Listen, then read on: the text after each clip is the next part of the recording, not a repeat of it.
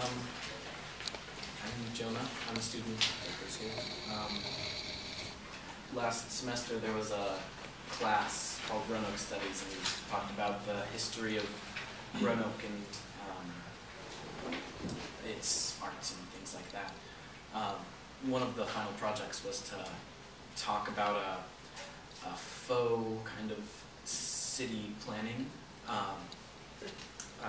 and we had a budget of $20 million to go towards helping Roanoke in some way. That's what this is. If I had $20 million to spend to better Roanoke, then I would give grants to those who promoted music. One of the major problems with Roanoke in the past is that we've spent a lot of money on to build big things that have failed due to one of three reasons. One, they were funded poorly. Two, there was something like them that already existed. Or three, nobody really cared. Starting this grant foundation would hardly be affected by these. Of the three, the main problem is lack of funding. I would give money to small entrepreneurs who wanted to make venues that would host live music downtown. They would have to apply, and I would choose whether or not the applicant got it based on their eagerness for the project, the type of music, and their knowledge on how to maintain a business. I would not give out all the money at once either. I would give out multiple different amounts of money, the largest sum most likely being $10 million, and additional grants would be awarded in varying increments depending on how much someone needed to buy or rent a building downtown. The problem with funding a massive building or park is that if it doesn't catch on, it will lose money. The great thing about this massive project is that it splits up funding into lots of smaller projects. Instead of one massive coin flip, there's lots of mini coin flips all working together. The projects that do well then generate more money for the individual.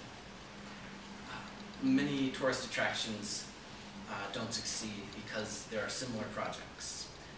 With this project, of course, things like this already exist. There are lots of cities that have musical styles associated with them. However, not all musical styles have cities associated with them. If Roanoke were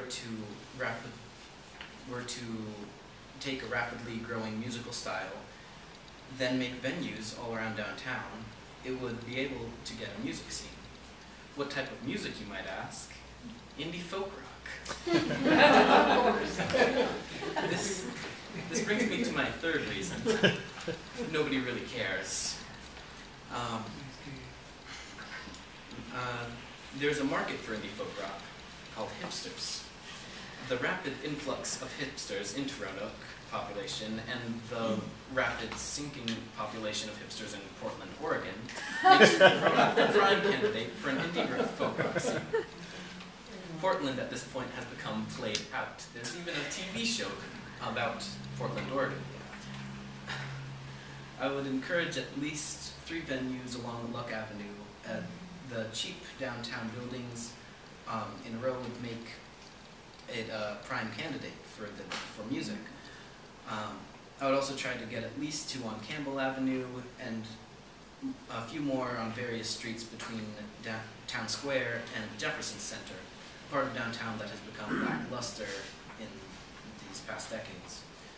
If more people came, it would, in time, get more people in that part of downtown and expand the area, bringing more stores and more locally owned businesses due to an increase in people. Putting the venues this close together would also help. One of the problems with the existing scene, with existing venues, is that they're too far apart. Bringing a lot closer together would make it easier for someone to distinctly see that there is a music scene downtown. There are a few positive and negative outcomes to this, however. Some of the positives would be more people moving to Roanoke, more people knowing about Roanoke that don't live in it, more money being spent, leading to a better local economy, and the overall weirdness of Roanoke would not go unnoticed. With more people come more venues and businesses, and with that, more people. This would help Roanoke in a number of ways. The only downside is the rapid influx of hipsters.